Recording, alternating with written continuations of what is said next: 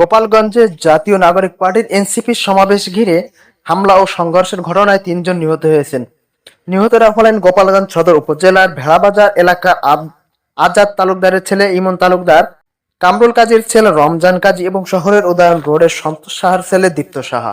বুধবার বিকাল 4:45টার দিকে গোপালগঞ্জ জেনারেল হাসপাতালের একটি সূত্রে জানা যায়, নিহতদের শরীরে গুলিবিদ্ধ ছিল। গোপালগঞ্জে সমাবেশ শেষে ফিরে যাওয়ার পথে সড়ক অবরোধ করে জাতীয় নাগরিক পার্টির এনসিপি গাড়ির বহরে হামলা চালিয়েছেন আওয়ামী লীগ ও নিষিদ্ধ ঘোষিত ছাত্রলীগের নেতাকর্মীরা। এতে রণক্ষেত্র পরিণত হয়েছে গোপালগঞ্জ শহর। পরিস্থিতি নিয়ন্ত্রণে আনতে গোপালগঞ্জের 144 ধারা জারি করেছে প্রশাসন। বিকেল থেকে রাত 8টা পর্যন্ত জেলায় কারফিউ ঘোষণা করা হয়েছে। বুধবার বিকাল 3টার দিকে জেলা শহরের লঞ্চঘাট এলাকায় এ ঘটনা ঘটে। পরিস্থিতি নিয়ন্ত্রণে আনতে গেলে পুলিশের সঙ্গে সংঘর্ষে জড়িয়ে পড়ে আওয়ামী লীগ ছাত্রলীগ।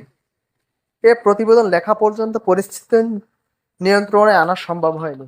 এ সময় অনেক পুলিশ ও সাংবাদিক অবরুদ্ধ হয়ে পড়ে। বিকেল 4:30টার দিকে মাঠে নেমেছে সেনাবাহিনী। গোপালগঞ্জ থেকে অন্যান্য জেলায় যাওয়ার রুটগুলোর গাছের গুঁড়ি ফেলে বন্ধ করে দিয়েছে আওয়ামী লীগ ও ছাত্রলীগ।